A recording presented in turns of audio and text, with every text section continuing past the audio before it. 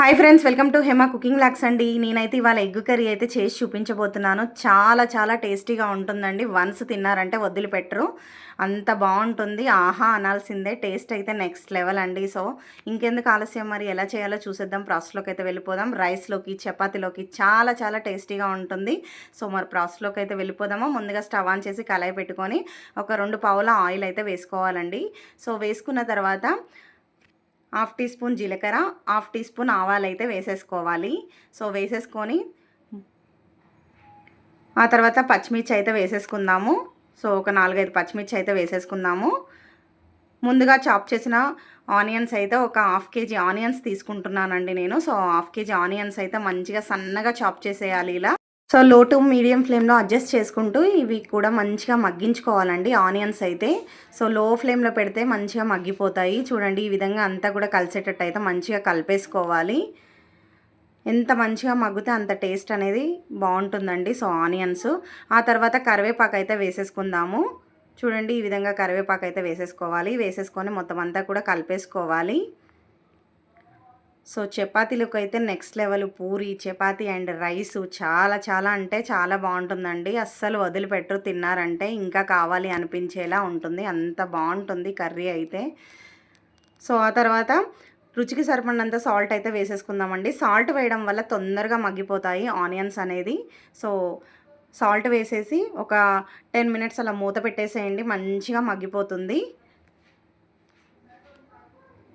So ఆ తర్వాత చూడండి, ఈ విధంగా మొత్తం అంతా కూడా మంచిగా గోల్డెన్ కలర్ వచ్చేసాయి కదా. సో అల్లం వెల్లుల్లి పేస్ట్ అయితే వేసేసుకుందాము. అప్పటికప్పుడే దంచిన పేస్ట్ అండి ఇది. సో అదైతే వేసేసుకుందాము. వేసేసుకొని మంచిగా కలిపేసుకోవాలి. అంతా కూడా కలిసేటట్టు పచ్చివాసన పోయేంత వరకు అయితే మంచిగా కలిపేసుకోవాలి. ఎంత వేగితే అంత టేస్ట్ అనేది అంత వస్తుంది.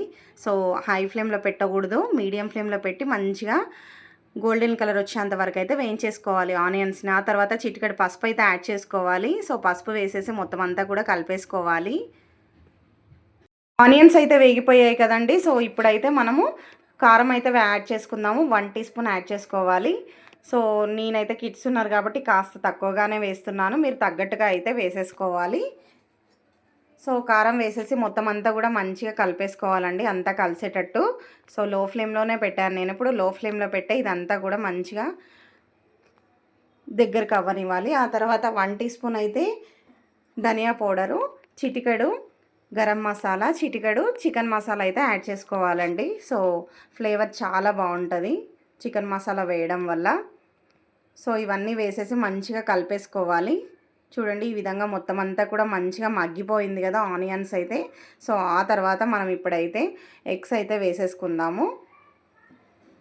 ఒక 4 ఎగ్స్ అయితే వేసేసుకుంటున్నానండి నేను.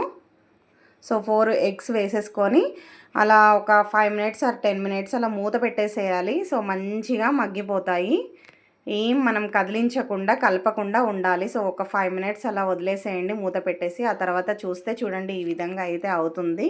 సో ఇప్పుడు మొత్తం అంతా మంచిగా కలిపేసుకోవాలి నిదానంగా. చూడండి, ఈ విధంగా నేను చూపించిన విధంగా తిప్పి వేసుకోవాలి.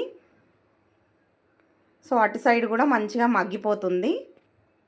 కింద క్రిస్పీగా, పైన అంతా కొంచెం మెత్తగా చాలా బాగుంటుందండి.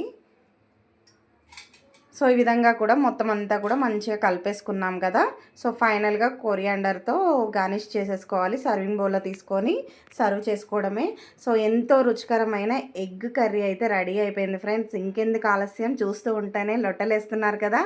సో నా వీడియో మీకు నచ్చినట్టయితే లైక్ చేయండి, షేర్ చేయండి, సబ్స్క్రైబ్ చేసుకోవచ్చు కదా.